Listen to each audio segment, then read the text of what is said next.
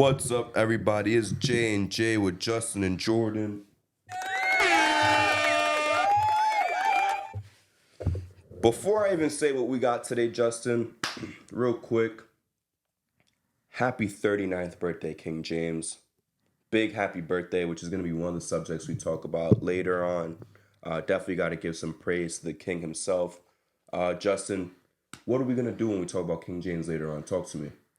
We about to talk about our top and favorite LeBron James moments. That are we gonna go by what we've seen, or just like anything we can name anything? I mean, let's be real. Even if it's like, I have a moment here that I didn't witness live, Okay. but like I seen it. I was like, so many fucking times, like, damn, this is greatness. This is pure greatness. But yeah, we're gonna be talking about some of our favorite LeBron James moments of all time. What else we talking about, Justin? We got a couple of topics actually. Yeah, we got Kevin Durant frustrated with the Phoenix Suns right now. Already. Voices frustration. This ongoing news of Derek White being an All-Star. That's running very rampant right now. I know Jordan disagrees heavily. I haven't really given too much thought about it, but the way the guards are stacking up in the East, I don't think he's gonna make the cut. Bam Adebayo saying that the bubble was the hardest championship ever. That's gonna be a debate. And the quick Bill Russell slander. Oh yeah, yeah, Udonis. A lot of people gave UD shit for that, but I don't know where he's coming from. I know where he's coming from. I don't think he meant it as like Celtic fans, as you know, as everyone's seen ever, whenever you talk about any Celtic, Tatum, Paul Pierce, KG, whoever, Larry Bird, whenever Bill Russell himself, whenever you say anything bad about them, I don't think there's a more sensitive fan base in the NBA than the Celtics. I think they're more sensitive than Laker fans, to be completely honest with you. Like, yeah. I'm being dead ass. So that shit, it's not that serious. We're going to talk a little bit more about that later on. But that's just straight up competition. But let's talk about this KD shit. Let's get that shit out the way real quick. Yeah. And there is one topic that we got to give a little bit of time on, but we're gonna make it a quick surprise. All right. Kevin Durant's already frustrated.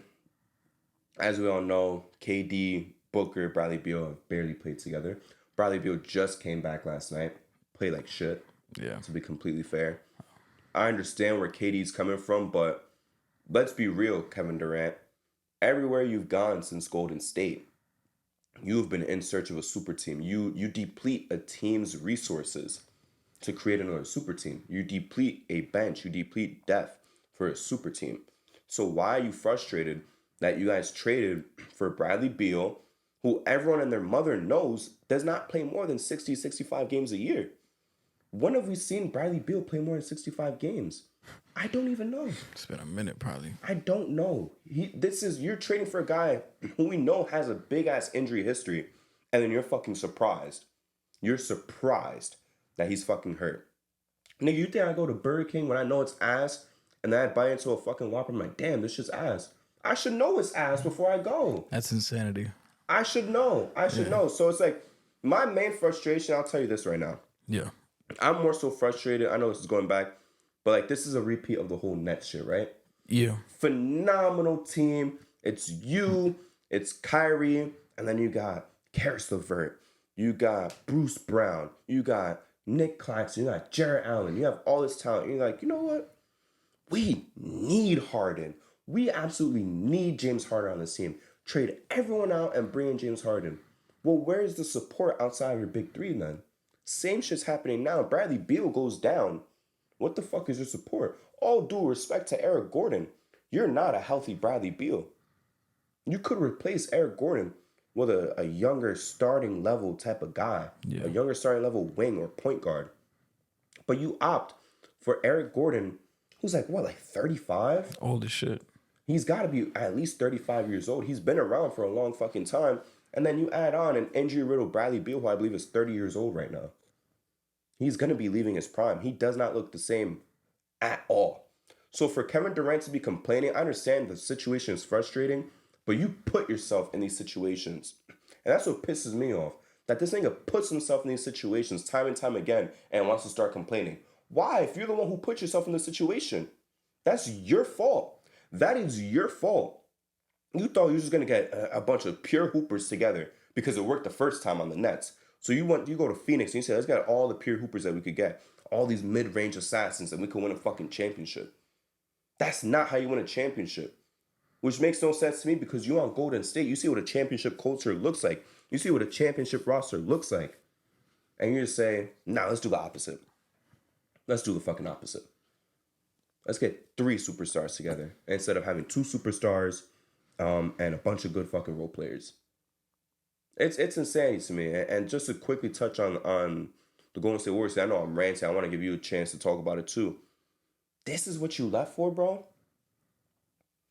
This is what you left for. It would have been low-key worth it if Steph didn't win in 2022. But even Durant acknowledged right after Steph won, he said himself on Twitter, my legacy's dead. Even he knows it. He knows it. You left the Warriors. We already gave you shit for winning the 2 rings. If I was him, I would have been like, you know what? A real nigga would have stood on business and said, you know what? I already signed here. Fuck the Draymond drama. I already signed here. I won my 2 championships. I know people hate me already because of these 2 championships. I'm going to stay on business, try to win a 3rd one, try to win a 4th one, try to win a 5th one. But you wanted to reclaim your legacy and say, you know what? I'm going to go to another team and win a championship for them so that people could say I can win without Steph. Where is that guy in Kevin Durant at this point in time? Nowhere. Nothing. Nowhere. Absolutely nowhere. Nah, yeah, this Kevin Durant, this is like your last chance at this point. Cause is it really though? I mean, with this whole movement and shit, people will probably make a move for Kevin Durant. But I feel like this shit is kind of fucking up his legacy. Cause he's doing this shit time and time again. Leaving OKC, that's kind of understandable. Like, but the bitch move was going to Golden State because they were the team that beat you in the WCF after you was up 3-1. Then you went there after they won 73 games, won 2 chips. And the whole reason for you leaving was because, I mean, a lot of people say it was the Draymond shit. Yeah, that probably could have started it.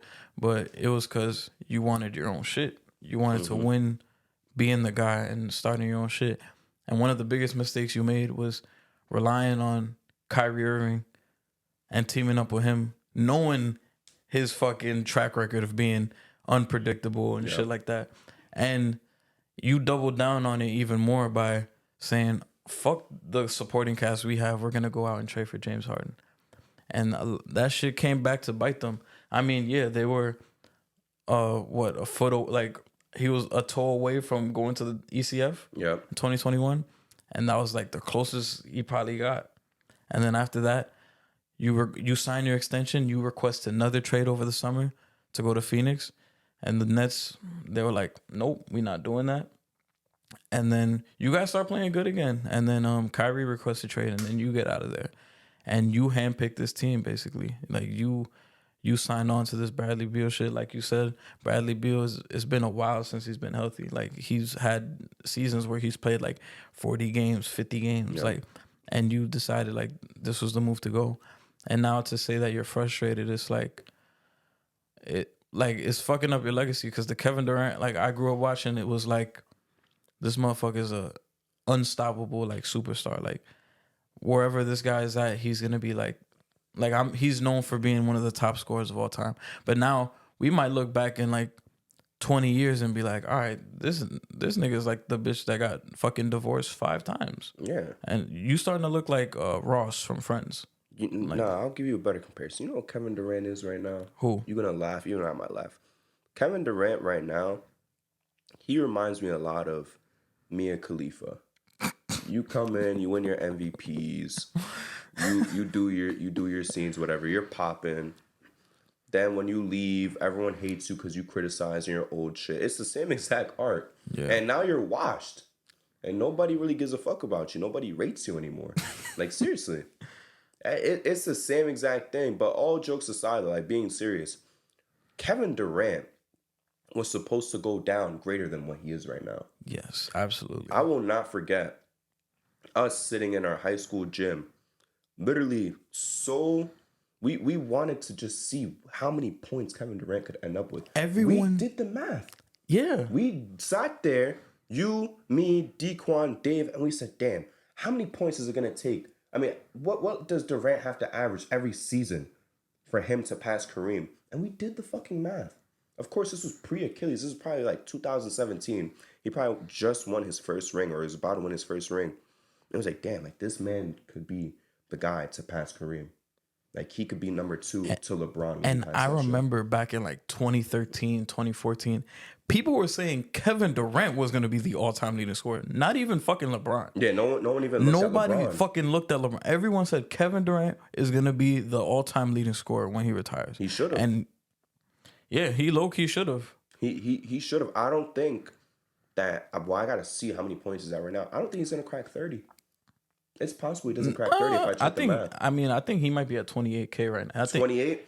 I think he could get 30. If he's at 28 right now, he'll break 30. I think he'll get 30. But I think it'll be barely. Because I don't think he's got that much left in the tank, Justin. I'm going to be real with you. I mean, he's hooping this year. But he'd be missing games. Not right now, but he's going to start missing games. But what fucked up Kevin Durant, though, was that 2015 season.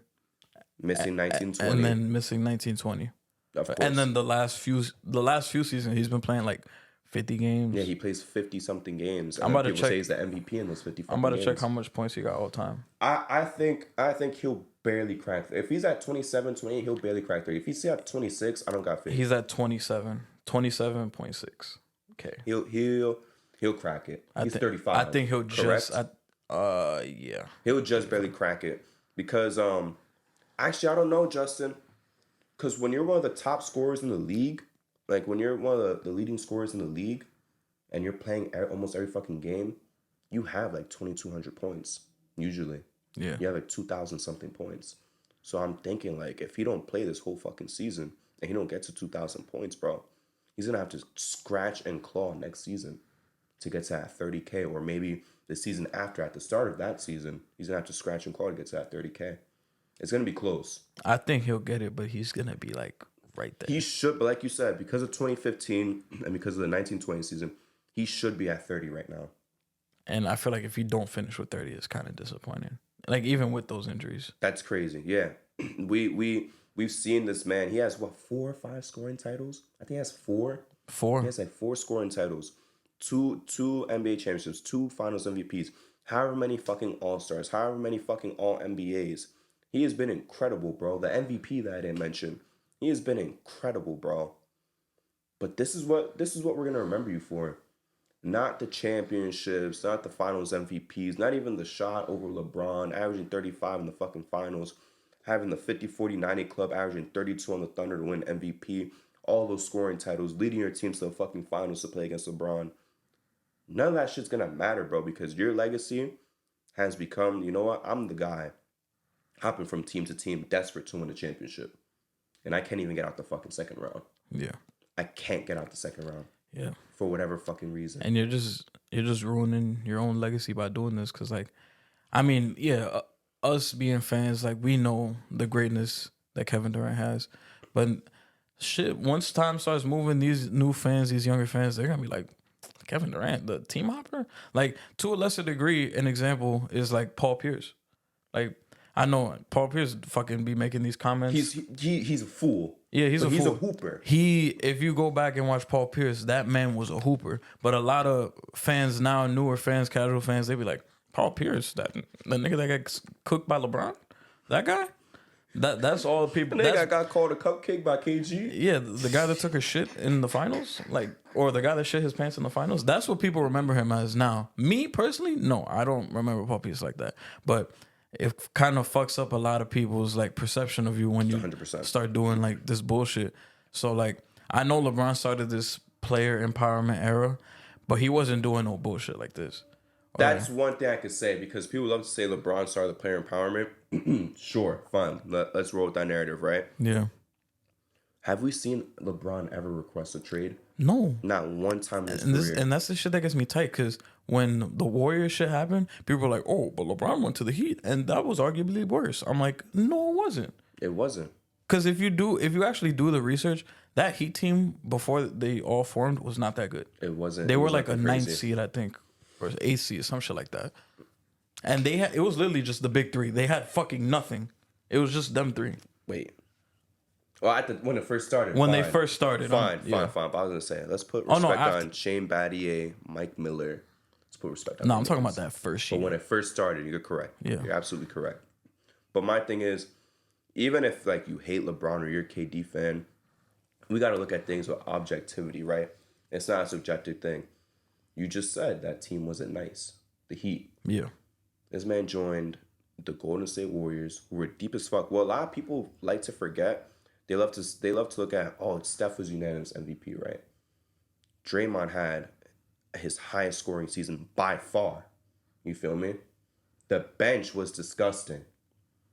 You would have Sean Livingston come in. I'm gonna hit fucking 5 mid-rangers For no reason. and not miss any of them. Yeah. Barbosa was really fucking good on the bench. Iguodala was good. Andrew Bogut before he went down. He was really good. People like to clown on Harrison Barnes because of Game 7, but he was a solid fucking starting small forward. Yeah. He was. I know his legacy now. It's like, oh, this is a guy who shit the bed in Game 7. But he was a good fucking small forward. Who else am I missing? Most Spates would come in and do his shit, bro. Festus Ezeli. They were deep, and people would say, like, yo, this is like the most complete team of all time. You have this incredible superstar. You have this sidekick who's really fucking reliable at the time. You have one of the best defenders in the league who's playmaking and then scoring 14 points per game. I don't think we've ever seen Draymond get close to 14 points per game since then.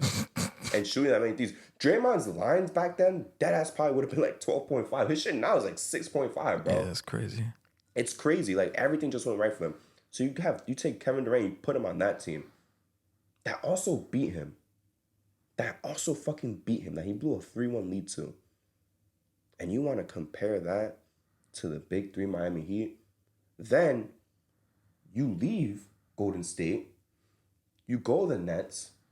You try to do the GM shit yourself. You're like, let's get Harden. And then you request a trade.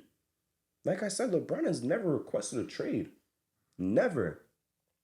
When LeBron was playing with Boobie Gibson, that nigga didn't say, trade me and I only want to be traded to the Magic, the Lakers, or the fucking Spurs. Yeah. He never did that shit. No, Not one time did he say, I want to trade and I'm going to these 3 places. Hey, you know what? Or when he was playing with fucking Jordan Clarkson and all these niggas, he didn't say, you know what? Guys, I want you guys to either trade me to play with the Rockets with Harden and CP. I want you guys to trade me to Boston, or I want you guys to trade me here. That's just corny, bro. That shit is so corny. This whole new thing where it's like, I want to get traded and this is my list of players. Fuck that, bro. Same thing with the Damian Lillard thing. Even though like he's in a really good fucking situation, trying to say I'm only going to the Heat. All right, I'm gonna open up a little bit. I'll go to the Nets too. Bro, fuck that. I'm gonna send you wherever the fuck I want. Yeah, and Dame had no leverage either. Exactly. He had mad fucking time left on his deal. So what is, just to put a wrap on this conversation, the same thing that we said about Harden, where we were like, even though he's playing good right now, I'm still sticking by my stance. Like, Harden's not gonna have anywhere else to go after the Clippers. Yeah. Does KD really have any avenue out of here? Is there any team that makes sense that he could go to and win? Go to and win. I mean, I have one in mind, but I'm gonna let you go first. the first shit that popped in my head is the Mavericks, but I'm like, would they really even want to do that? And have the Kyrie shit again? No. Yeah, exactly. I wouldn't want to fuck what they got, because the Mavs this year, But they don't even got the pieces. yeah, they don't really have the pieces, and I like what the Mavs got going this year, so, and I wouldn't really want to fuck with that. I don't even know, like, what, Philly? I know the answer. Who? It would disappoint me to a great varying degree. A team that he had the chance to go to in free agency before he went to the Warriors. What if you traded Jaylen Brown for Kevin Durant? Jaylen Brown and whatever for Kevin Durant. To the Celtics. It's possible. The money works. He goes straight into a winning situation. Jaylen Brown would complement Devin Booker. It works out for both teams. I would be pissed off because he'd be a Celtic. Celtics throwing whatever pieces, picks, or an extra player or whatever. I think that Celtics team that looks already so fucking incredible right now, they get even more disgusting with Kevin Durant. It's not going to happen, obviously, but that's like really the only place that he could put on his list, because there's no other team. When I looked at the list of teams, I'm like, he's obviously not going to be a fucking Nugget. He's not going back to OKC. He's not going back to Golden State. He's not going back to Golden State. The Raptors are bottom feeders right now. Why would they make that move for KD now? Where does he have left to go? People want to say the Knicks. Fuck out of here. I don't want this nigga. Nah, you could have came the first time. You could have came the first time. You want to bullshit us. You go across.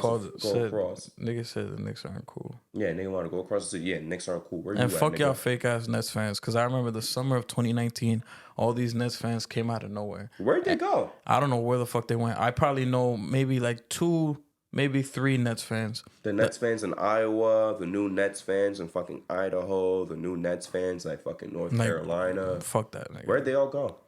I think they're all Suns fans, Laker fans now, Heat fans, Celtic fans. It happens. It happens, bro. Nigga. It's fun to laugh at the Nets fans, but that's easy. That's fake easy ass to Nets do. fans. Y'all was not watching when they was 12-70, nigga. Like, I'm not even a fan, but I remember them days. Like, Unfortunately. fuck that. Unfortunately. Those are some sad times for the Nets fans. I ain't even gonna lie. That shit was depressing. But Kevin Durant, bro, you don't really got anywhere else to go to win anymore, bro. You might end your career as a Phoenix Sun. And that's gonna be the most uneventful chapter of your career. This is kind of going to be a part of your legacy. I know you said that we're going to know Kevin Durant as being this talented fucking player, and the newer generation is going to know him as a team hopper. I'll be real with you. We need to acknowledge both at the same time. I think fans need to say, you know what? Kevin Durant was so fucking talented. Well, like in 10 years, like Kevin Durant was so fucking talented. He did all these incredible things. But you know, at the end of the day, he was a team hopper. He couldn't win without Stephen Curry. And everywhere that he went, the situation just got worse. And after he left, they became better. Yeah. Is that a coincidence? No. Look at the Nets right now. They're a really solid fucking team. They're a really solid team. They have a better future, and they will perform better this year than the Phoenix Suns. Yeah. Who would have bet on that? Not me. I wouldn't have bet on that shit. I wasn't buying into the Nets. I'm gonna be real with you. But You go back to my predictions. I had them low as fuck. I think I had them like at 10. I don't even remember. I gotta look back. But yeah, I had them at 14. 14. No, you're bogus for that. You're bogus for that. For you thinking that they was gonna be worse than like the fucking Hornets, the Pistons, because we knew the Pistons were gonna be bad, but not this bad. We'll touch on. We can touch on the Pistons. I didn't think the Pistons would be this bad. We'll talk about the Pistons right now, actually. But to think that they're gonna be worse than them, and who else would we have thought was a bottom feeder team? The Wizards. The Wizards. That's crazy. That's crazy. Yeah, yo, I look back. I probably had them playing or 11 seed. After like the first like 2-3 weeks of the season, I look back at that video. I was like, yo, I was bugging, bro. That's an idea I have. At the end of the season, we're gonna look back at all those predictions at the end of the regular season, and we're gonna redo our viewership fucking tier list. Because them Pistons, I think I had them league pass. The watchability. Okay, yeah. They're in one way they're must see TV because of the streak, but because it's so hard to watch, bro. Like the start of the streak, they were like NyQuil, bro. It's so weird. It's a crazy fucking phenomenon. I feel like they're a must see when it's like the last like 5 minutes of the game and it's close. Then they're a must see. Nah, Justin, no. Because I be watching the whole fucking games now. I don't know. You watch the entire 20, game? Since they hit 20, I try to hit at least the whole game or the second half. Damn. Like that Celtics game, I saw the whole fucking thing. I was watching like the last like 3 minutes of the Celtics game. The Cavs shit, I saw the whole fucking second half. Oh. Yo, I thought I saw they was gonna beat the Celtics, bro. The Nets, the first Nets game. Yo, that game was funny as fuck. The second one, I didn't watch. Yo, Dorian Finney-Smith was talking shit, and everybody in the comments was like, yo, niggas just don't want to be the team that loses to Detroit. Bro, every game is game 7, my nigga. It's fun. And you saw what Kyle Kuzma said? He was like, at this point, it's just don't be that team. Nah, bro. Remember at the start of the streak, nigga, we saw no-win November, bro? He was like, this is the game of the season, them versus the Wizards, bro. And the Wizards cooked them. Oh, yeah, I remember that. I mean, so if they win, niggas get free Wingstop? Yeah. Wow. And even Wingstop is about to walk it back to my like, damn, we might have to put this for every fucking loss. Bro, I was looking at what game was it? I don't know if it was the Celtics game, but the game before that, bro, they was plus 1,200 money line. Celtics. I was like, 12. Damn, plus 12, nigga. I saw plus 9. Plus 900. Nigga, I saw plus 1,200 money line. I was like, damn. Holy shit. Niggas almost would have cashed out, bro. But man, Pistons. Oh my God, it's a tragedy. I know a lot of niggas want to clown Cade for saying like, oh, this last game proves that we're on the same level as any NBA team. I agree with him. I don't know how you feel. I know people want to laugh at him, but like, bro, there's a reason you're 2 and fucking 29, whatever. But I agree with him. I think games like that show, like, bro, or the Nets games or the Cavs game, it just shows like, bro, like you're you guys are a fucking NBA team. Yeah. I don't want to go too far and say you guys are a decent team. You guys are an NBA team. Yeah. You're on the level of other NBA teams to a certain extent. Like this shit where people are saying like we gotta relegate you and shit. Like you have the talent to win one game. You have the talent to win a couple of these games. I know what he's saying, bro. Yeah. But you just gotta piece it together. I'm gonna be real with you. That Celtics shit pissed me off. Was that a goaltend? Oh, at the end. Yeah, was that a goaltend at the end of regulation? It low key looked like I don't it, think so. but It's close. I think it's opinionated. I don't think so. I think he just got it right before he hit the background. I was so pissed, bro. And I was about to go into the chat like, bro, this nigga Tatum gets every fucking call at the end of regulation. Every fucking call. Because that was not no fucking goaltend to me, bro. It's very close. And like I said, you can have one opinion or another. That was not a goaltend to me. He got to before that shit hit the backboard. And when Kate threw up that three, I was like, Jesus, bro, why are you doing this shit? But they got the putback. But the thing is, in my opinion, I knew going to OT, I'm like, y'all about to lose this shit. You're going to lose this fucking game, unfortunately. I think, who will they play next? The Raptors, I think? I think they got the Raptors, then like the Warriors, and they have the Spurs soon. I think, to be completely honest with you, they're going to beat the Warriors. The Pistons are going to end their losing streak against the Warriors. They play the Raptors tonight. And who else? Then they got the Rockets Monday. Rockets. Utah Wednesday. Warriors Utah. on Friday. And they got the Nuggets. They will break it against Utah or Golden State. They're not going to make it all the way to the Spurs like people said. Because the Spurs is a little bit further out. Yeah, the 10th is the Spurs. And they will beat the Warriors. I think and they play the Wizards the 15th. It's not going to go that far. Just I promise you. Please, Kate Cunningham. Because he's doing everything in his power, bro. Niggas want to call him a bust. He is not no fucking bust. But I'm not going to lie. That's not even the one that pisses me off. Because that's just stupid people talking. I hate the fucking people saying he's inefficient. Like, he has no space in the games that they're losing close. He's shooting literally 60-something fucking percent. I literally said this like episodes ago. I'm like, bro, you're asking K to do all this shit, and he has like probably the worst spacing on that fucking team. Because you have Asar Thompson that can't shoot. James Wiseman can't fucking shoot. Bagley can't fucking shoot. Jalen Duran can't shoot. Jalen Duran cannot shoot. Jaden Ivey, his shit is streaky. Like, the only other Bogey's the only other reliable shooter. You have no fucking spacing on that team. I swear to God, you give Cade some space, some niggas that can space the floor, it's gonna look a lot better. I'm telling you. So why not get him Bridges? Mikal Bridges and Miles. They're looking at Miles. Shit, like they're looking at Miles. At this point, anything could be good. But back to what you were saying, how you said Cade saying that this proves that we could compete with every team. 100%. I'm like, yeah, this is it's the NBA, like you said. They're an NBA team. Any given night, you never know. Like a team could upset another team. This goes to show some teams may go into the game thinking, oh, it's the Pistons. We could take it light tonight. But the Pistons, they're trying to win a game. And if they're on their shit, like at this point, they're on their shit. Like they're not trying to be a laughing stock. So they're gonna try to come at everybody.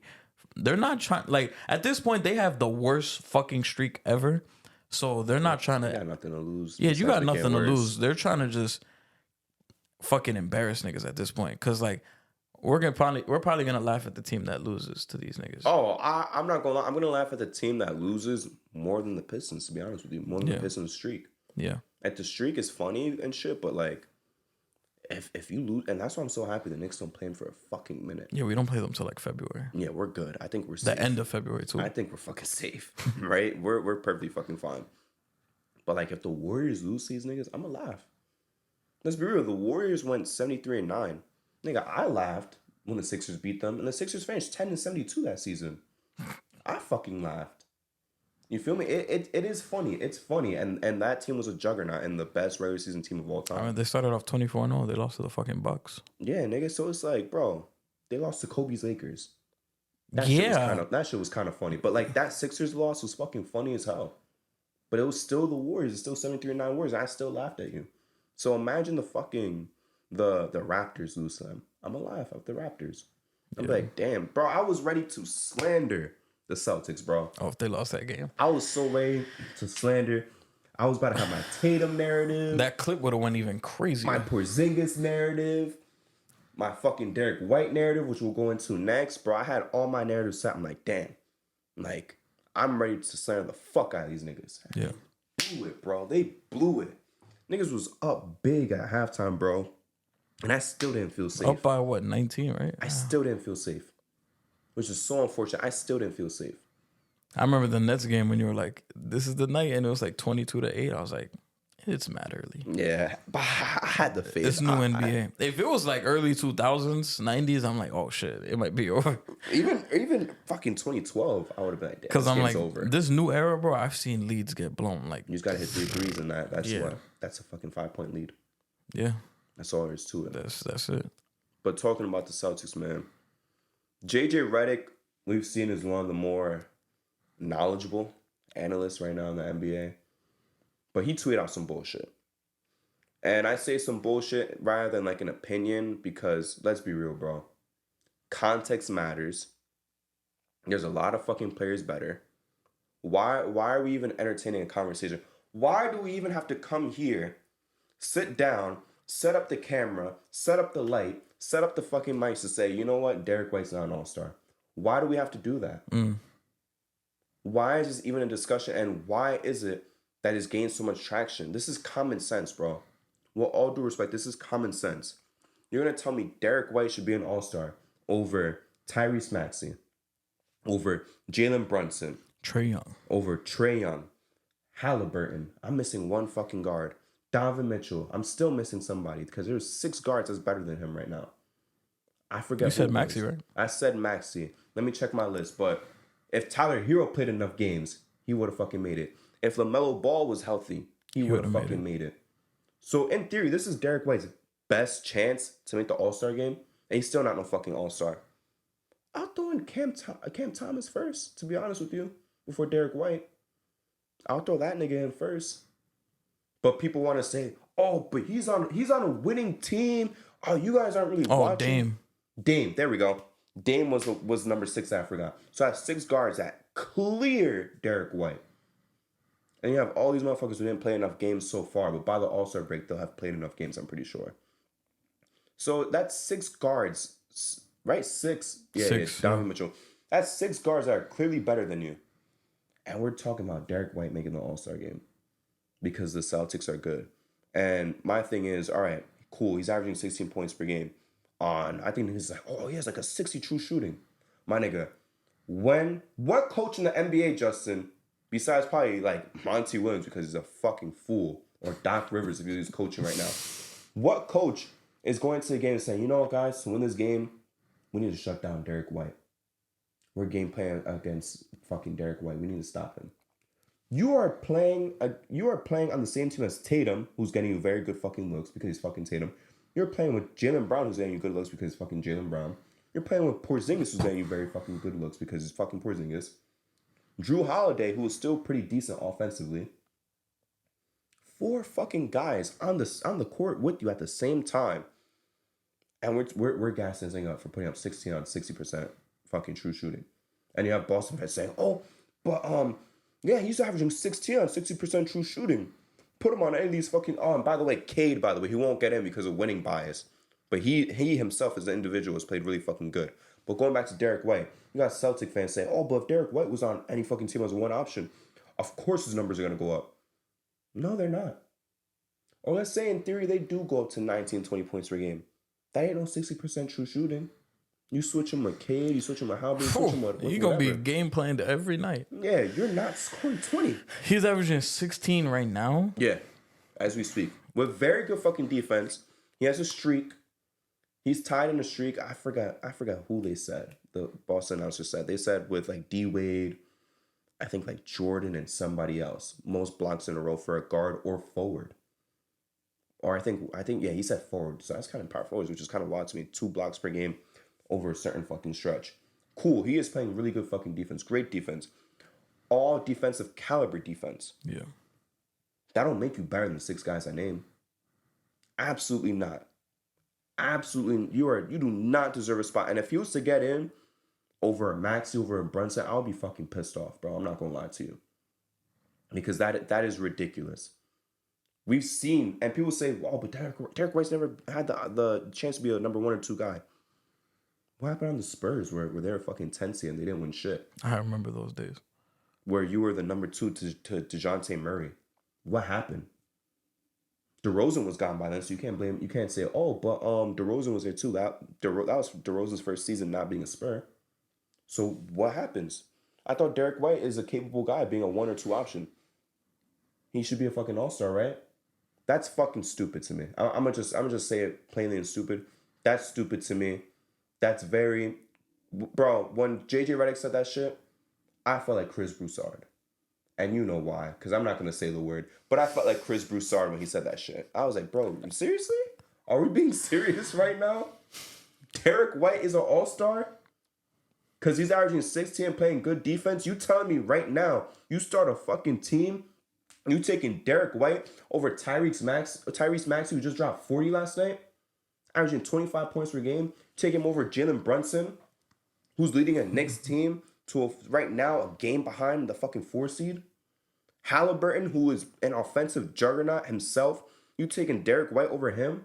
Over Damian Lillard, who even in a down season, I'm taking over Derek White 20 times out of 20? Are you fucking kidding me? It's a joke. And then people say, "Oh, but what about, it doesn't have to be guards. What about like those wild card spots?" Well, now you're competing against all the forwards and centers. Yeah. You're decreasing your chances even less. Now you're going against Jimmy Butler, Bam. I'm obviously counting out Embiid, Tatum, and whoever else. Fuck, there's one more guy. But now you're competing against Scotty, Siakam, Paolo, Franz, Randall. I don't know if I said Julius Randall yet. Who else? You're competing a lot against all the fucking wings and fucking bigs now. Shit, who got a bigger chance, Derek White or Brook Lopez? All right, we're not gonna go like that. I'll take Derek White a little bit, but neither of the niggas need to be in the fucking game. Nah, let's Brook Lopez maybe like 2 years ago. 2 years ago, yeah. But like, I'm just looking at the list, and when people would say like, "Oh, the wild card spot," because I was talking to a lot of different people online about it, I go through every fucking roster. I'm like, bro, all these guys have wild card spots that deserve it way fucking more than him. Yeah. Way more. It's not even close. Then there's the argument of this.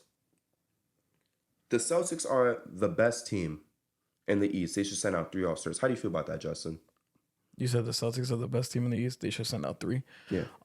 That's the narrative that Celtics fans want to push. I mean, yeah, but I have a pretty good idea of which 3, and Derek White is not in there.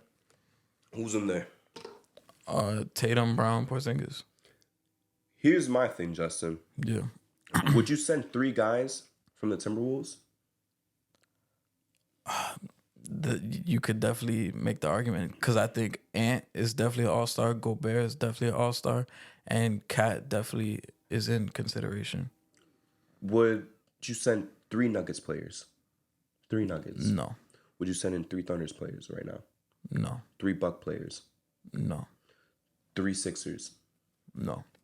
My point is, this is also the argument that I made up, right? Yeah. When we look at teams that send out more than 2 All-Stars, yeah, what I notice is, even when you look at the 2015 Hawks, yeah, when they sent out 4 fucking All-Stars. They sent out 4 guys. One of them's injury replacement, but originally sent out 3 guys. Teague, Millsap, and Horford. We'll forget Kyle Korver for a second. Whenever you send 3 All-Stars, to me, it's because that team is dominating their conference. By the All-Star break, you're ahead of the second seed by like 8 games. Yeah. You're ahead of the Bucks by like 1 game, a game and a half probably. Yeah. You're ahead of Philly by 2 games. Why do you deserve 3 All-Stars? When the Warriors sent in 3 All-Stars, they were 73-9. They were 73-9. Even when they won 60-something games the year before, Draymond was an All-Star. They sent 2 guys. You have to be doing something phenomenal. You have to be absolutely dominating your conference, dominating the league.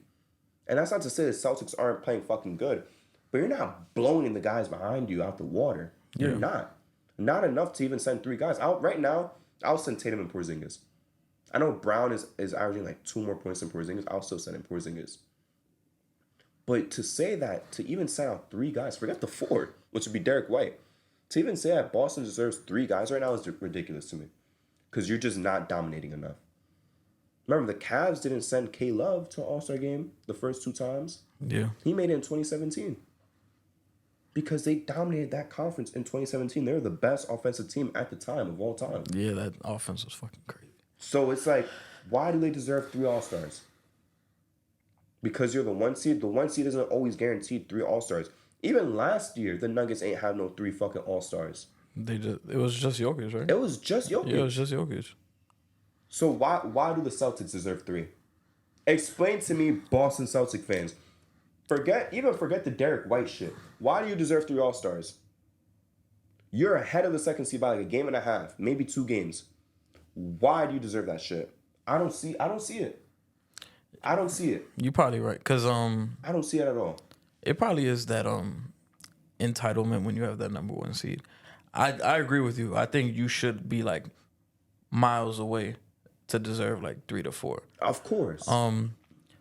I was just saying. I only said 3 because they all deserve it. No, you're completely because right. of the you can mix and match between yeah, Brown because the and Derek Porzingis. White argument, I was going off of that. Yeah. So I was like, all right, if they was to have 3, Derek White would not be in. Absolutely fucking. It would be bro. the 3 that I named, but as of right now, they would probably have 2, and it would be Tatum, and then you flip a coin between Porzingis and Brown. Exactly. And then yeah, not every team is gonna have like. There's some teams that like should have 2 All-Stars, but they don't give them like.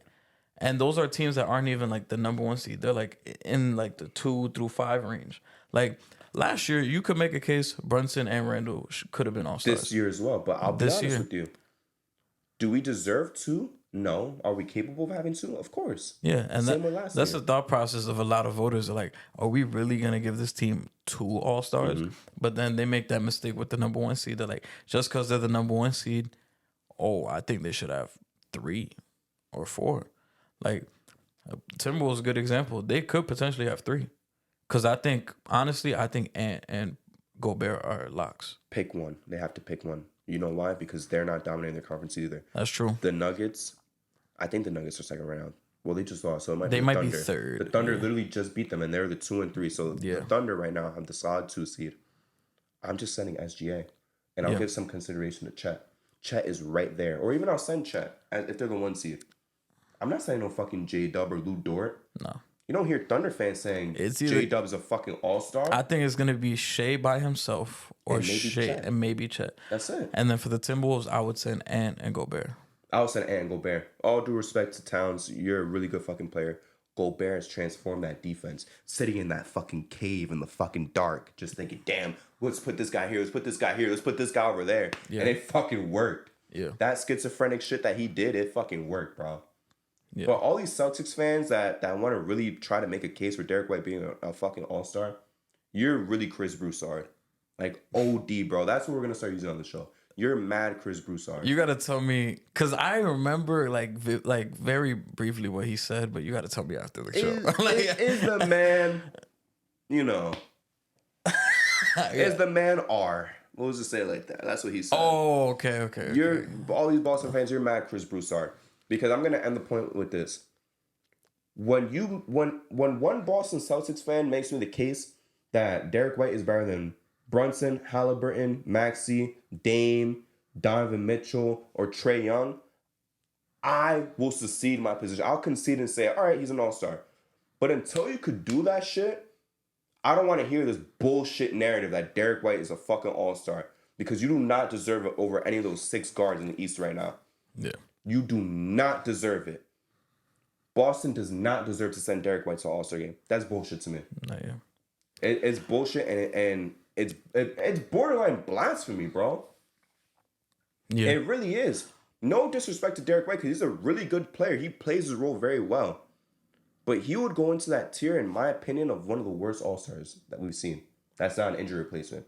Because I'm not going to shit on Kyle Korver, because he had no business being there. He was an injury reserve. But you would be in that Jeff Teague level Respectfully, you would be in that Jeff Teague level. And I'm not it's gonna lie. yeah, it sucks because I like Derek White, but Me it's too, but you what- taking it too far. and I feel like a lot of the reason why people are saying it, not only is it the seating or whatever, but it's the advanced stats too. No, I don't like that shit. Yeah, I'm saying that's the thing that we have to like stop because a lot of people look into advanced stats and start thinking like, oh, this guy's VORP is better than this guy, so he should be an all-star. But when I'm watching the games, bro, a nigga like Trey Young, he should be in the All-Star game, and he might not even get in because of certain fucking stigmas and the perceptions of him of doing this and that. But I'm like, that motherfucker's a consistent like 26 and 11 guy. No, right now he's a consistent 30 and 10. 30 and 10. A and fucking streak. He's not even a fucking lock. And to say that Derek White should be an all-star because he does certain things well, you can't even look at fucking advanced stats because that fucking team with Porzingis under center as the center, their defensive win shares are gonna go up. Drew Holiday sharing the backcourt with him, he's gonna look a lot better in the fucking advanced stats category. So like, yeah, I'm not discrediting. True shooting is the one that bothers me the most. Yeah, Because you have all these easy ass fucking looks. yeah, you got a lot of good looks, but I'm not saying this to discredit Derek White. Like he is really good, and he does have the stats, like you said, the blocks or whatever. But yeah, but this advanced stat shit, looking at that and trying to just go off that instead of eye test and production, like Derek White is what he is. He's a high end role player, is what I'll say. 100%. But all star is kind of like a stretch. It's to me, it's too much, bro. I'm glad you brought up Fort, bro. And this is the last thing we're gonna say about this Derek White advanced stats kind of fucking debate type of shit. This isn't baseball, bro. Stop with the VORP. This is not fucking baseball. For people to compare, and you have these fucking idiots being like, oh, well, he brings so much fucking value to a team. Look at his fucking VORP. Look at his plus minus, whatever. Like, look at this shit. Come on, bro. You're not gonna tell me you're gonna take him over Trey Young because he has more fucking VORP. Yeah. You're not gonna tell me you're gonna start a fucking expansion team and I don't know, fucking Virginia Beach, and then you could pick any fucking players in the fucking league, and you pick Derek White over Trey Young. Yeah. You're not doing that. There's no GM saying, let's look at the trade market. Trey Young's available, Derek White's available. I want the guy with more fucking VORP. Yeah. That's never happened in NBA history. Easiest solution to that, just take Trey Young out the Hawks, put Derek White in. Oh my God. Switch them and see what the fuck happens. They are worse than the Wizards. They would be worse than the Wizards. They wouldn't be Pistons tier, but they would be worse than the Wizards and the Hornets. Him and DeJounte backcourt would be a fucking nightmare, but I don't think they'd be that. And not in a good way. Not in a fucking good way. I mean, defensively, they'll be shit. That would be crazy, but they would be a bad team. They'll be fucking ass, bro. Like yeah, that team would be ass. That's my thing, bro. That's what pisses me off. This true shooting shit, and saying that he could do the same thing as a number one option, bro. Stop. We need to stop saying that. I'm not gonna say the K word, the player on the Warriors. I'm not gonna mention him, but we gotta stop saying a lot of these fucking sidekicks could be a number one option wherever and play much fucking better. We're not doing that shit because more times than not, it's not true. Just by using the eye test, it's not fucking true. There's some guys, like in my opinion, like a Jaylen Brown, that would play better as a number one guy. But when you look at like a fucking Derek White or some shit, bro, we're not doing that. We're closing the cap on this Derek White shit. Derek White is not an all-star. And no world is he an all-star. This is his best chance because LaMelo is down. Tyler Hero ain't playing enough games. Cade is on a shitty-ass team. Bro, if this Pistons team had 8-9 wins, I would vote in Cade. Any fucking day of the week before Derek White. Yeah. But this is ridiculous, bro. And this is all JJ Redick's fault, bro. And he admitted, he was like, oh, I was being a little too hyperbolic. Thank you for admitting that because that's the problem, bro. Whenever we praise these players like Jason Tatum, for example, instead of people saying Jason Tatum is great, people want to overextend it. Jason Tatum's the best player in the fucking league. Stop it. That's why I say he's not a superstar. You can say Jason Tatum's incredible, but you don't come up to me and say Tatum's a top 5 player and a superstar. We're not doing that hyperbolic shit, bro. And that's kind of the problem with the basketball discourse. We want to make it hyperbolic. We could say Derek White's a really good fucking starter and valuable to almost any team that's a contender already. But that doesn't mean you say, oh, he's an all-star. It's not the same shit. But on to some happier notes, Justin, because I know I've been raging about a couple of things, but It's LeBron's birthday. Before we get to This should be a national holiday, by the way. yeah, glazing. Yeah, true. But what's it But called? yeah. I just want to give a quick shout out. Hope y'all all had a good Christmas. Oh, 100%. I just want to toot my horn real quick. I went perfect on my Christmas picks for the games. So why didn't you give them to me? No, I'm talking about the one we had on the show. Oh, The picks but that did you bet on them? No, I didn't. Oh, okay. I didn't. All right, fair enough. I should have listened But to you. yeah, I should have listened to you. went perfect on them. I told you, Heat over the Sixers. Jaime Jaquez, 31-point game. Went crazy. Fuck, I forgot who I picked. I'm not gonna lie, I already forgot my picks. I got amnesia, nigga. I know. I don't. I think I picked Knicks. I'll go back real I quick. said it perfectly too. I said Knicks would lose that Saturday game, but they was gonna win on Christmas. I said it the other way around. I said Bucks over Knicks, Nuggets over Warriors, Lakers over Celtics, Sixers over Heat, Suns over Mavs because Luka's maybe injured. I went terrible. Yo, I got my shit perfect. I had Celtics over Lakers. I had Heat over Sixers, and I had Mavericks over Suns. Mm-hmm. And Luka had a fucking. Luka. You see Devin Booker just say, "Yo, congratulations on your daughter." Fucking sunned him. Yeah, you know what, bro? That's your sister. Yeah, that's your sister. Yeah. That's your sister. But yeah. Go back to fucking babysitting, nigga. Go babysit your baby sister, Devin Booker. Yo, Luka you talking fried about? them, bro. Completely fried them. And Kevin- he didn't even want the last shot, too. That's the funniest part. But they wanted to double him. He's like, you know what? I'm gonna score. That's embarrassing. No Kyrie either. No Kyrie. No Kyrie. Now you just got burned. You got burnt. And Kevin Durant had a horrible fucking game. But yeah. He had under 20 points. Yeah, it's fucking 16, bro. Bum ass nigga. But yeah, I'm good. I just wanted to point that out. I'm good. Like I said, national holiday today. It will be one day. Hopefully soon. Please. Oh, June 23rd. Make that LeBron day. Yo, 623. 623. That and today, though. He deserves 2 days. Kobe had it perfect. He got his birthday and then Mamba Day the day after. Because 8/24. Do the same shit for LeBron. And his birthday is the 23rd. Fuck it. LeBron deserved 3 days. LeBron deserved all the days of the year, nigga. I'll go that far. Justin, I made a quick little list of my favorite LeBron moments. Let's go back and forth again like we did last time. Should we do ones that we've seen like on whether it's live TV and shit, like we've witnessed and watched, and then others that are just like historical? It could be either one, honestly. Like you could go, and it's not. We're not saying like, oh, this first one we say is our favorite. Yeah. Just off the dome, or even because I got like a list, but even just shit like I'm going off the dome right now. Yeah, I have some shit though that was just special to me, bro. One of my favorite LeBron moments, I'll say Game 7, 2013 Finals. Okay. Underrated performance. When he hit that dagger pull up mid range, and I think he put him up by like 5. To me, that's an underrated shot in LeBron history because that was like around the time where like a lot of people were like, he's not clutch, he's not this. And to me, that was like the biggest shot of the game. Like I know people like to say, "Oh, Ray Allen saved them." Ray Allen, I'm like, nigga, go back and watch Game 6 because he brought them the fuck back. Yeah, he got them there. Thank you for bringing up that too. Yeah, and then that Game 7, that pull up Jay, when LeBron made that shit, I'm like, the Heat have this shit sealed.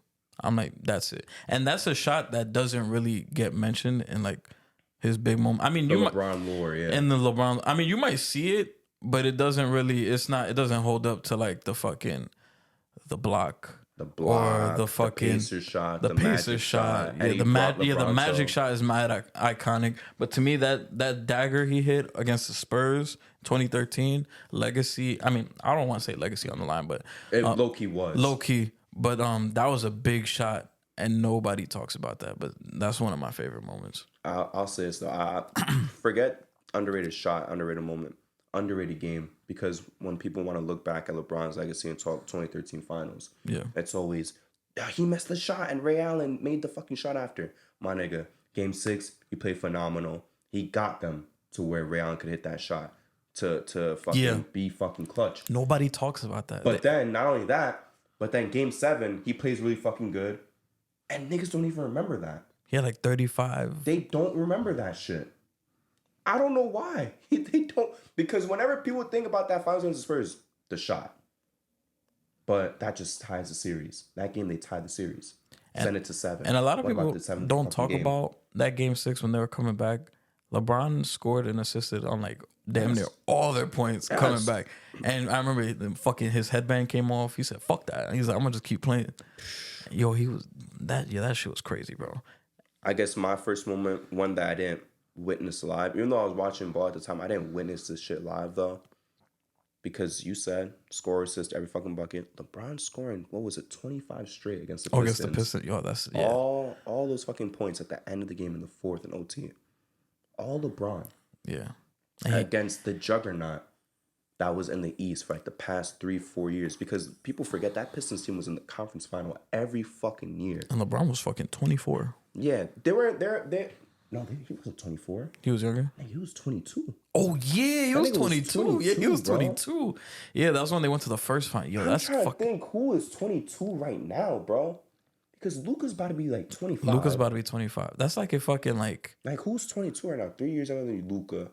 Nigga, hold up. That's like Cade That's doing like that. fucking Archie Barrett doing that shit, nigga. Yeah. You'll be like, what the fuck? That's like Anthony Edwards doing that right now. Yeah. Basically. Whoa. I mean, not cancel RJ. But that's like Anthony Edwards doing that shit right now. Anthony Edwards or Ja or even Anthony Edwards, Edwards Zion.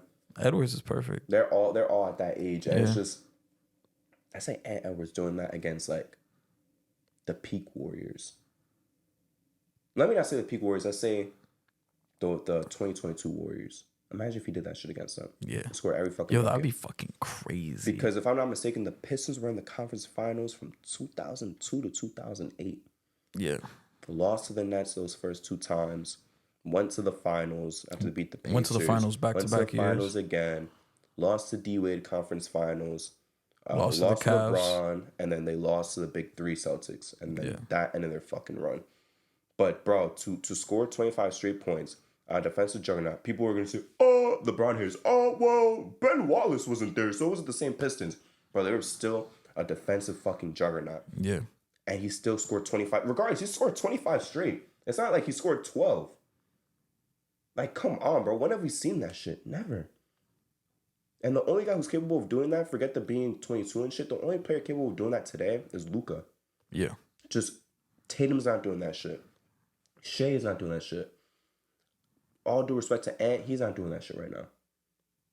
Like, there's not that many players. Steph is not doing that shit. Even peak Steph is not doing that shit. The only guy I can see right now doing that is Luka Doncic. Yeah. But that shit was magical. And I just wish, of course, it was never going to work, but I wish he won that finals against the Spurs more than any other championship. That would have been crazy. Because it's like you're 22, you slayed this giant, you had this historic performance, and then now you beat the Spurs, this juggernaut Spurs with Tim Duncan, Manu, and Tony Parker. Yeah. That shit would have been legacy defining. That would have been fucking crazy. Because let's be real, at 22, Jordan made his fucking debut. Yeah. At 22, Kobe was backpacking Shaq. The only thing comparable would be fucking Magic was the only one to do that shit at such a young age. Yeah, Magic was 20. Won Finals MVP. It's just Magic who would have been. It would in that company would have just been LeBron and Magic. Yeah. So it was definitely a downer to not win that championship though. Yeah. Another favorite LeBron moment. I was watching this game live on TV. Game winner against the Raptors, 2018, Game 3, when he fucking threw it off the one where before the game he said 2 points is not 2 points. I'll explain later. Yeah, yo, Unreal, that bro. shit, yo, that was such a because I was watching that whole game, and I saw that shit. Yo, I was screaming when he hit that shot. He did that, just came down, no timeout, just threw that floater up, buzzer beater on OG Anunoby, and that shit was crazy. He jumped on to the fucking scores table. I would too. And that was the number 1 seed of Raptors, and the Cavs were the 4 seed at the time. Oh, but they're frauds, so it doesn't count. Yeah. was a weak run. And I remember Chuck I think he said it before the series. He's like, oh, I think the Raptors are going to win. Nah, I don't think he said sweep, but he's like, I think the Raptors win in 6 games. Yo, and the Cavs swept them, bro. You know what makes me happy though, bro? Now that time goes on, before I go to my next moment, LeBron really was terrorizing too. Because people say like, oh, but niggas feared Kobe and Mike. Niggas don't fear LeBron. You got Norman Powell going on PG's podcast doing fucking therapy. Talking about, damn, like, yeah, like I was scared. Like he just always be us. DeMar going on Paul George's thing. Like, yeah, he knows our plays better than us. Like we can never beat him. We're scared of him. Fucking Jeff Teague Literally pushed him because he's like, damn, I never beat him in one playoff game ever. The shit he did to the Raptors was fucking crazy. And the Hawk, well, Jeff Teague too. Yeah. Niggas swept him in every series. Like he wasn't Niggas even won taking 60 games. He wasn't even taking the Raptors serious. Like He wasn't. He was just hitting mad fadeaways and shit. motherfucker was He spinning the spun ball. That was one of my moments. You stole one of my fucking moments, nigga. There was one where he grabbed the fucking beer and was like, oh yeah, he fake drank it, he gave it back, bro. That another fucking run, bro. I wish he won a championship, bro. Like 18. Yeah, like I'm not gonna lie, like I would trade like the 2012 ring for that 18 title. I would trade. Nah, I wouldn't trade that. I would trade the bubble ring. Oh, that's one thing we didn't get to talk about. We'll talk about that next. I would trade the fucking bubble ring for that 2007 championship. Like, damn, bro. That run was magic. Yeah. It was just full of game. And this was before, because people were saying LeBron's not clutch, and they're like, oh, this is the most game winners by playoff performances. LeBron had like fucking 4 game winners and just in that playoff run. Yeah. And he catapulted himself up the fucking list. Fucking phenomenal, bro. And all this shit of people saying niggas don't fear LeBron. Bro, niggas in the East were scared of this nigga. Yeah. Paul George was scared. He admitted it. DeRozan was scared. Norman Powell was scared. Jeff Teague was scared. Bro, niggas was scared of fucking LeBron in that fucking era. My next LeBron moment, I didn't want to be like basic. Of course, we're going to name them like, oh, the block, Game 7, whatever, 2016. A moment that's like really fucking underrated, the game winner against the Wizards. After he thought he traveled and missed the layup. That game was fucking crazy. Kevin Love said, no, you know what my favorite though? Dave was laughing at him. I remember he was like, oh, that's your goal? He was like, that's your goal? And LeBron fucking caught the full court pass. Respect to Kevin Love too for even throwing that shit. He caught it, fade away. That shit went fucking in. Wait, did I say game winner? I'm sorry. That shit went to OT. Oh, yeah, it went to OT. I didn't mean to say game winner. They won in OT. They won in OT. Yeah.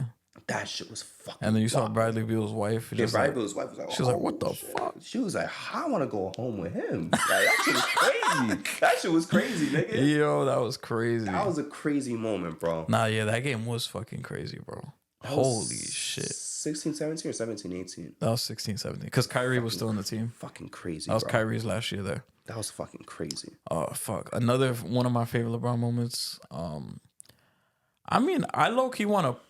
I mean, they're not the same year or game, but I kind of wanted to just like... Because it was against the same team. So I'll say... I watched both of these games live. One of them was the dunk on Jason Terry. I was watching that game live in my mom's room, and I was like, what the... I was like, yo, that's mad disrespectful. And then going into it, since it was against the Celtics, the game 6 in 2012. Oh, my God. Is that his best game ever? I think so. It's probably that or the fucking game 1 against the Warriors. Man, or even that Pistons one. I'm not going to lie. The Pistons ones, too. That game 6, LeBron, he had his eyes looking like this, crazy. That motherfucker, I think he had like 30 at half. Bro, and jumpers too. Straight jumpers. Jumpers. Jumpers. Niggas say he had no jump shot. Yeah. Yeah. Chuck saying, LeBron James, you're the best fucking player in the world, but now you got to prove it. He was also the Mavs, now you got to prove it. You down 3-2 to your rivals. Kevin Garnett to this day want to try to say niggas broke you. That nigga broke you guys. Yo, the game was over after, bro. Like, it was crazy. Like, he was not losing that game. Bro, that stare is fucking iconic. Yeah. I think that might be, that I've seen, that's probably his best game. And then game 1 against the Warriors, 2018, is probably up there too. Bro, when niggas talk about the zone, like, seeing that stare and seeing that game, that makes me believe the zone is real. Yeah, 100%. Like, that shit, when people talk about aura, that shit makes me believe in the zone and aura. Like, that shit was fucking crazy. That stare, and then just to go into it, just straight jumpers, looking like you don't give a fuck, bro. That shit was wild to me. It was wild, and I'm gonna be real with you. I hated both of them teams. I didn't like LeBron on the Heat at the start. I want both of them teams to lose, but obviously they can't. But in that moment, I couldn't hate on LeBron, bro. He was fucking cooking, straight cooking, my nigga, straight fucking cooking. That game was fucking crazy. Another moment. I'm gonna put them together since you put 2 together, because it's the same fucking shot. The Pacers shot in 2018 and the Mavs shot and the Magic shot in 2009. Same fucking shot. Yeah. Same fucking spot and everything, bro. Clutch game fucking winners, bro. And a lot of people like to sleep. We all know how good that Magic team was. A lot of people like to fucking sleep on that Pacers team and say, like, niggas like to shut on that 2018 East run. Oladipo all NBA, bro. He had a solid fucking team around him. It was a good team. So Bonus, Miles Turner. It was a really good fucking team. And they took LeBron to 7. They took him to 7. The Raptors couldn't even take this nigga to 5. He was just that fucking good, bro. He was so fucking locked in. That 2018 run, bro, he was just so locked in, bro. And that's what made me believe, bro. I know I was being foolish, but that shit really made me believe, like, this nigga's gonna win a championship this year. That whole run in the East, I really thought to myself, like, damn, nothing could stop LeBron James, bro. The world could be ending, and that's not gonna stop him. But, bro, the Warriors buzzsaw came. Durant cooked. Steph cooked. J.R. Smith, unfortunately, had the blunder. And to this day, not that they would have won the series, but I truly believe because of momentum, I truly believe, bro, if J.R. Smith didn't fuck up and then won that game, I think they would have won 2 games in that series. Strictly off momentum. They would have won 2 games. I mean, I definitely think We'll never know. I think they definitely would have won that game. Obviously, they wouldn't have won that game. Could you imagine if he passed out to LeBron and he made that 3? Even if he lost that series, that shit would have been iconic. I ain't gonna I lie. always say if Kevin Durant never went, I think the Cavs would have won. Every year. Every rematch after. I'm going to be real with you. I'll take it one step further. I know that they only went and got CP because the Warriors got the Kevin Durant.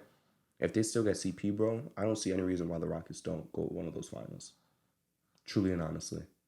I don't see why the Rockets don't knock out the Warriors in 17-18, 18-19 with no Kevin Durant. Because that's what it was that. And niggas will cope, Warriors fans will cope and say, oh, well, CP went down the first time, but now KD went down the second time. I don't give a fuck, bro. And another shit people like to say, if the Rockets made the finals in 18, I would have took the Cavs. Oh, 100%. A lot of people will be like, nah, Rockets would have won that shit. I'm like, no, I can't rely on Harden or CP. I'm like, I think, nigga, the way LeBron was fucking playing, nah, bro. I'm not going to rely on James Harden to match what the fuck LeBron was doing that year.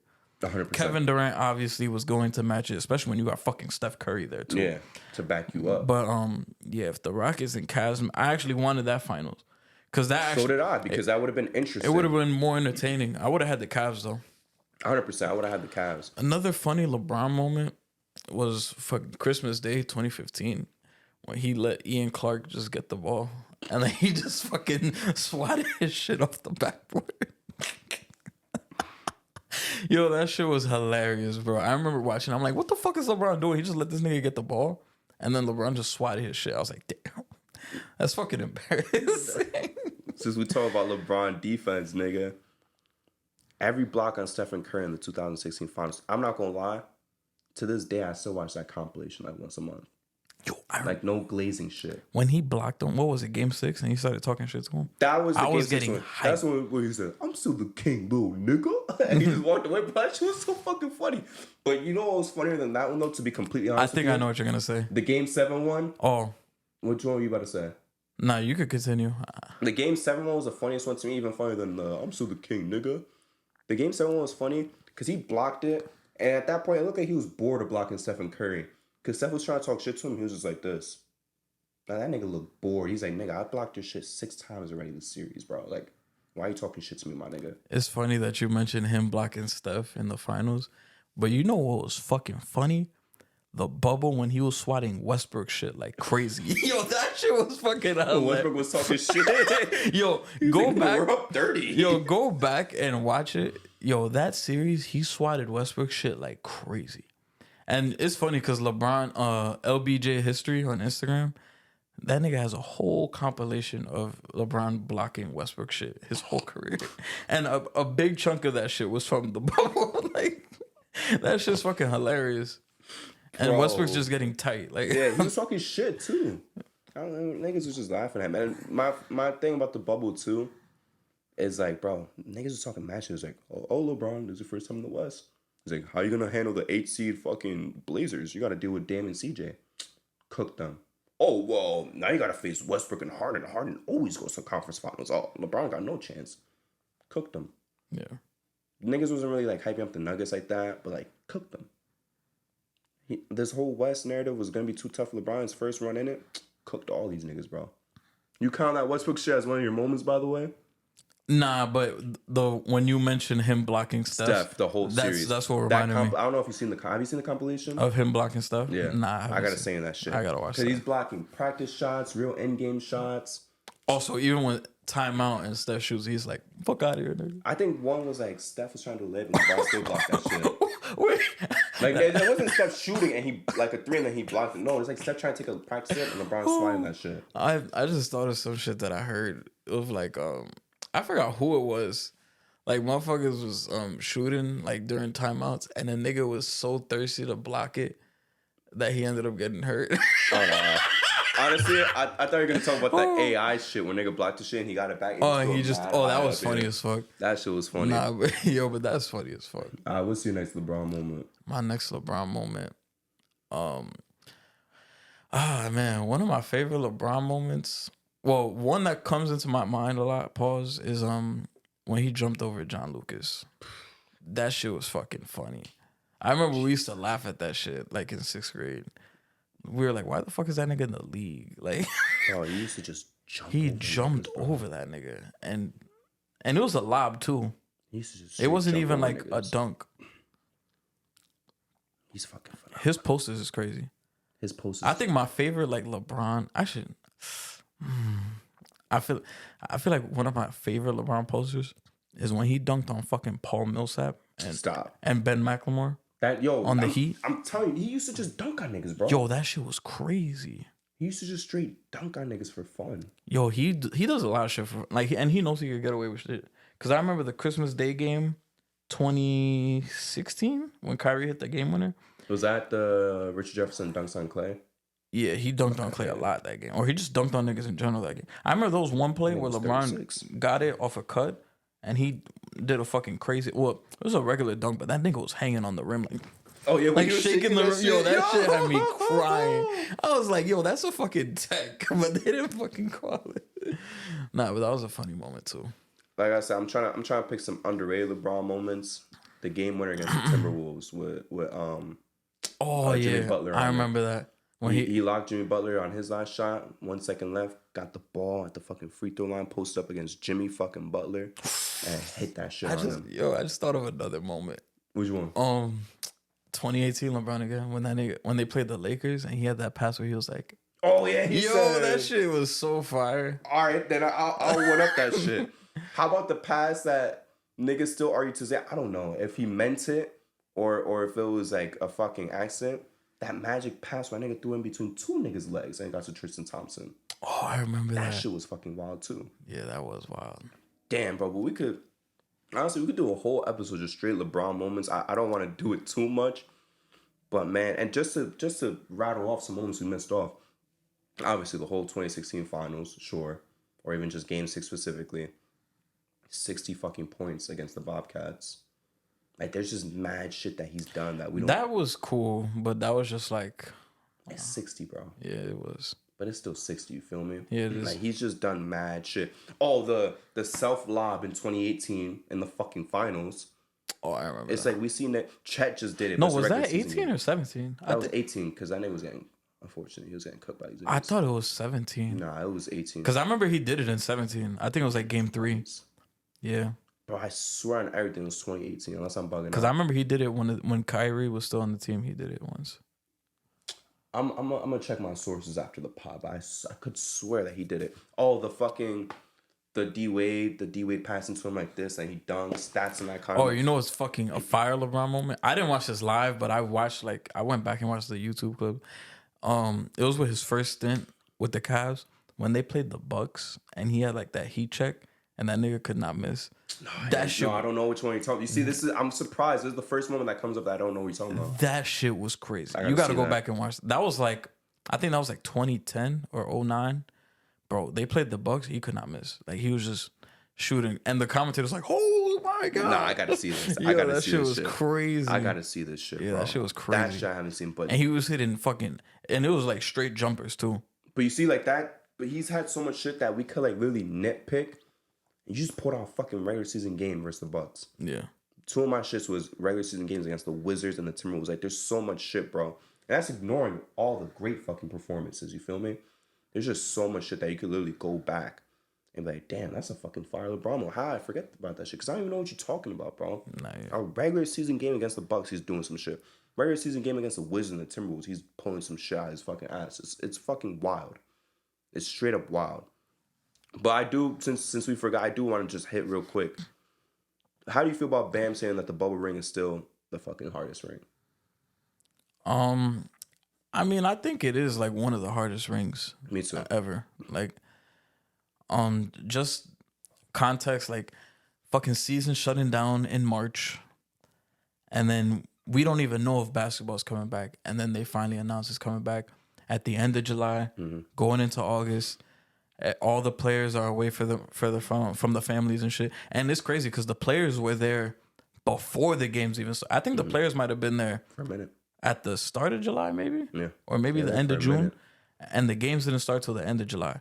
And the top teams, the two finals teams, bro, they were there from fucking July all the way until October. October, bro. So And imagine, niggas was going home after they finished. yeah, and you couldn't. I don't think they let family in until like the conference finals, I think. So it's a lot of shit, and you had to get tested every day. Niggas, pure hoops, no crowd. Pure hoops, no crowd. Like, I feel like the vibes would have been off. Like, no crowd. This should feel like a fucking scrimmage. It Like, was like prison. yeah. So I feel like mentally, that was like the finals or that playoff run where you had to be like super locked in. I'll say this. It's not the hardest ring, but this notion that people want to say, like, it's the easiest ring of all time. No. Absolutely not. It's not that, bro, there's been easier rings. Yeah. With all due respect, there's been way fucking easier rings. Like Kobe and Shaq versus the fucking Nets. The Nets. Like Tim Duncan versus the Nets. I mean, we just picking on the Nets at this point, but there's a lot of fucking easy rings out there, bro. And for you to nitpick and say, oh, but the bubble had this, this, and this. The comp was still there. Yeah. He beat Dame and CJ McCollum in round 1. Beat Westbrook and Harden in round 2. Beat Jokic, who had just came back from 3-1 down in 2 series in a row. And Murray was bugging in the bubble. Did the fucking MJ layup. Yeah, so you could add him in there he too. was all-star level at that point. Then in the East, fuck, I'm not going to remember all. They beat the... You had MVP Giannis. Yeah, they beat MVP Giannis, obviously. TJ Warren, who was on crack. They beat... Who else did he play? They obviously beat the Celtics. The Pacers. Yeah, they beat the It was Pacers. Pacers, Bucks, Celtics. I swear, they played the Pacers in that Jimmy Butler era back-to-back, I think. I think they played them twice. Maybe. I'm pretty sure they played the Pacers twice. I could be bugging, but I feel like they always be playing the Pacers, the Heat and the Pacers. But yeah, so they had good comp too. And that Heat team itself, Jimmy Butler, Bam, they were a good fucking team. I'm not going to gas and say Tyler because he was a rookie. Duncan Robinson was hooping. But it was good comp the whole fucking time through it. From round 1 to finals on both sides. Yeah. And like we said, it was pure fucking hoops. You don't have to say it's the hardest ring. Like, you could even say, like, all right, it was a cool ring. It was a regular ass ring. But to say that it was the weakest championship objectively, you're fucking wrong, bro. Yeah. Because you want to say, oh, there was no home court. All right, there's no home court for either team. There's no home court for nobody. You're on a level playing field, my nigga. Yeah. You're on a level playing field. There is no home court for either fucking team. So what are we complaining about? And that's why the Lou Will shit pissed me off when he's like, oh, we heard the noise that people weren't going to respect the ring, so we stopped trying. Nigga, you know that's bullshit. That's such a cop-out. Y'all just choke. Yeah. Because we know damn well if they won that shit, they'd be flexing the fuck out of it. That's my other problem, too, because same thing with the in-season tournament that we mentioned. Niggas want to say, like, oh, who cares about the in-season tournament? But at the same time, let's just strictly talk about the bubble. LeBron loses that shit, niggas gonna say, oh, LeBron lost the easiest fucking ring ever. Yeah. LeBron wins. Who cares? That's half a ring. That's a Mickey Mouse ring. Yeah. LeBron loses in the conference finals, whatever. Wow, he can't even make it to the fucking finals when it's so easy, no crowd, no nothing. Same thing in season tournament. Oh wow, he lost against the fucking Pacers of all team. What? You can't beat the fucking Pacers? Nigga wins. All this is a joke. Why these niggas celebrating? Why they fucking shooting champagne everywhere? I think, in my personal opinion, it's a LeBron-oriented thing. Yeah. I think if the Clippers won, if the Heat won, if the Nuggets won, niggas would still scrutinize it and be like, that's a bubble ring. But not to this extent. Yeah.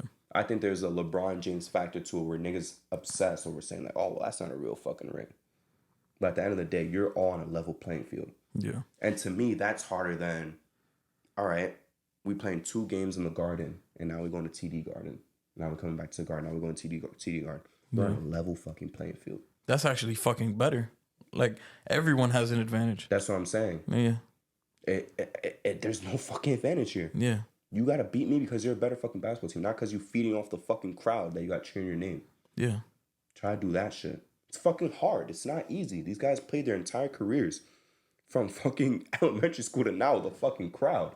Yeah. And obviously the crowd they're playing with now is fucking huge. You know, in Staples Center, you got some of the loudest fucking fans in the fucking country. Miami Heat fans is really dedicated fucking fans. They loud as hell. You take that shit away from both teams, now what? It's just straight fucking hoops. And Jimmy Butler went off. Jimmy Butler was cooking, bro. Yeah. It wasn't a weak-ass ring. And by the way, that fuck Bill Russell shit was funny as hell. I'm sorry. To me, it was funny. I don't think it was disrespectful. Because I know where he's coming from. Like, he's a motivator for his team. Like, but take down that MJ thing, man. That's what I'm going to say. Oh, yeah. Take down the MJ. The retiring... Niggas probably going to say that I'm glazing LeBron and this shit. There's no bigger glaze than retiring a number of a nigga who did not play against you. Yeah, play for you. That's glazing.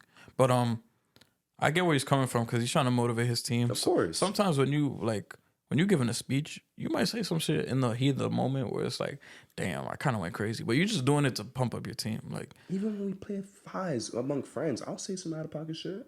Yeah. But it's just me trying to hype niggas up and hype up the competition. Yeah, like... I'll be like, nigga, you get no bitches, you never fucked, you're a loser, nigga. Like, I'll say some shit like that. Like, you haven't fucked, you're a loser. And then niggas miss a 3. Like, is that my fault? No. But yeah, it happens just in competitive spirit. I don't think he was, like, trying to, like, downplay fucking Bill Russell. Like, obviously, everybody respects Bill Russell, but it was just a speech. Like, people gonna say shit. Yeah, what pisses me off is this is Heat versus Celtics. Yeah. But then Celtics fans immediately, wow, you're talking shit about a civil rights activist where the only reason that you're even fucking playing the league is because of Bill Russell? Bro, shut the fuck up. That's not that deep. It's not that deep. It's not that Word deep. of my mother is not that deep, bro. Stop doing that I think, I do agree with you. Get Jordan's fucking jersey out of there. Yeah, that's nuts in your mouth at that point. That's glazing. At that point, that's dick and balls in your mouth. I can't even lie. That's glazing. That's super Because I'm like, now, I guess every team retired Bill Russell shit, but like... But he was a different level, you feel me? Yeah, he was a different level. Or even if everyone retired MJ shit, fine, I don't understand that shit. But for you to be like the only team... you know for what? real. You're the greatest Did of all the Wizards time. even retire his shit? I have to check. I'm not going to say some shit and be wrong, but I feel like I could look that shit up. But I don't think UD was wrong about that, and I don't think Bam is wrong about the bubble ring not being the fucking weakest. Real quick, Justin... Just right before we get in, because you said Merry Christmas. Number 1 gift, Justin? My number 1 gift? That you got. You talking about real life? Yes, nigga. Oh. What you mean? Oh, I thought you meant when we had our Christmas wish list for NBA. No. We don't know if that shit came true yet or not. I mean, Scoot has been playing better. Mm-hmm. He had 22 and 11 last night. He has 9 double-doubles. And then the game before that, he had like 25. Shooting, but I like to see it. He's been playing a lot better. Christmas gift, I got a PlayStation Portal. Okay, nigga. It's just fire. If you guys ever want to come back to playing 2K, I'm down. I'll be grinding my build. Nigga, I have 2K. I just play my eras. I'm thinking about getting it. It's 50% off. Bro, it's because my R1 is broken. I can't compete, bro. Oh. I can't even do the icon passes. Even if I want to pass you in the post, I gotta angle my shit to throw it at you. I gotta get a new controller. Even if we don't got a 4-5, that's fine. I got shoes. Vapor Maxes. Nike Tech. New Nike Tech hoodie. But yeah, that's pretty much some clothes, some new polo pajamas. Fire. Polo pajamas? Yeah, fire. But yeah. I think my best shit, I got a Polo Bear sweater, which is fucking fire. I can't wait to wear that shit. Can't go wrong with that. New Essential sweater. And that's it. I mean, I got my brother got me a fucking Versace cologne. That was cool. Yeah. But overall, you know, it was some solid shit. Yeah. The best part, though, of the episodes, the Sydney Sweeneys. come back again. We got 4 guys listed here, Justin. We got Luka, 39, 12, and 10. 56 and 15. That's against the Suns, rival Suns. 39, 7, and 6. Unfortunately, blew that game, so they end up 2 and 1. SGA cooking, my nigga. 34, 5, and 7. 34, 6, and 9. 36, 7, and 8. 44 and 3. 3 and 1. Still my MVP of the league, bro. Standing by that shit. De'Aaron Fox has been cooking. 27, 4, and 6. 43, 8, and 4. 31, 5, and 8. Niggas is 1 and 2. Lost a couple of games. That's all right. And Ant-Man, 34, 5, and 10. 25, 7, and 6. 44, 3, and 4. They 2 and 1. Justin, who's your MVP of the week? Man. We know who had the best individual game, but all these guys had at least a 40 ball. Damn, I'm debating, bro, between 2 guys. But I low key. Shit. Actually, fuck it. Fuck. I'm gonna go with. Damn, I want to go with Shea, but I want to say Luka too. Because my reasoning for Shea is just like all week he's been showing dominance. Like fucking kick the Knicks ass. Him and J-Dub kick the Nuggets ass too, and he's just putting it on. Luka. Actually, nah, give me Luka, bro. That game was fucking crazy. That game by itself. I knew he blew the game the other day to the fucking, who was it, the Cavs? Yeah, but those numbers was crazy. I'll say, I'm going to get Luka for this week, but SGA was literally right there for me, though. Heads or tails, because we're going to have to flip a coin. I'm picking SGA. Give me tails. I'm literally, it's really right there, but give me tails.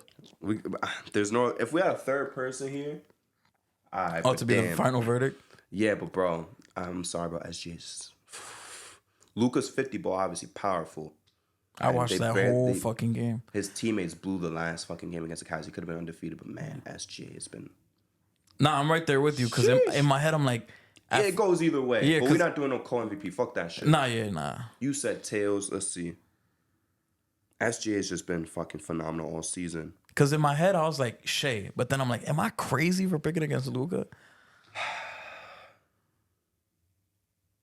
SGA, congratulations on your MVP of the week. I'm not even mad at it. That's fine. Go ahead. He kicked the Knicks' ass, kicked the Nuggets' ass. Like he's just been showing. I don't even know if niggas see this, but some niggas don't think I'm capping. But to me, this might sound like glazing, but this nigga dropping 35 is almost like just him punching into work. Luka. No, Shea. Both of them, honestly. Well, both of them, yeah. But like Shea does it in like. I mean, Luka does it too in like a smooth, like methodical way. Nigga, but try. I feel like whenever Shea does that, that fucking through the legs this way and then back, it's over. And then he's doing, it's over. Like it just for the audience, so it could literally go either fucking way. Good night. And respect to Ant-Man as well. He really fucking cooked as well, like just straight fucking fire. That fadeaway he had was crazy. You don't gotta tell me, nigga. Of course, respect to Fox too, but you kind of lost your place because you was 1 and 2. But his individual performance is fucking great. He's averaging 30, and niggas don't want to talk about it. Yeah, they don't talk about it. That's all right though. We love Fox over here. Yeah. Since rookie year, I've been a De'Aaron Fox fan. Yeah. I'm gonna bring it up again because this is like the 12th time I brung it up in the history of our show. This nigga want to clown me for watching Kings games at the start of last year. Who the fuck watching Kings games? Me, nigga, for a minute. De'Aaron Fox, nigga. Fuck is you talking about, nigga? All-NBA. Damn, I can't even say All-NBA first team, bro. You got SGA and Luka ahead of you. I'm sorry. Yeah. All-NBA second team, nigga. That's fucking Yo, we wild. Gotta clip that. That's wild. That nigga's All-NBA second team. But SGA, Sidney Sweeney, MVP of the week. Justin, get us the fuck out of here, bro. Niggas is hungry. Alright, guys, if you guys are listening on audio, please give us 5 stars. Please like on YouTube. Please subscribe, like, comment. Clips is going up. We appreciate it. On TikTok, the most infamous fucking app in the world. Y'all niggas like to talk shit, but I love it too, nigga. Woo! Ric Flair. Follow us at the J&J Podcast. Please, if y'all could disagree with the takes, y'all gonna come at me. What we gonna do it? Nigga, wait. But before we sign off, I just got one quick thing for Justin. Just a real quick question. If my left nut is on the left side of your face and my right nut's on the right side of your face, where's my dick? All right, we can wrap it up. All right, we'll wrap it up. All right, appreciate We'll see you guys. Peace. Happy New Year. Oh, yeah, Happy New Year. We see y'all next time.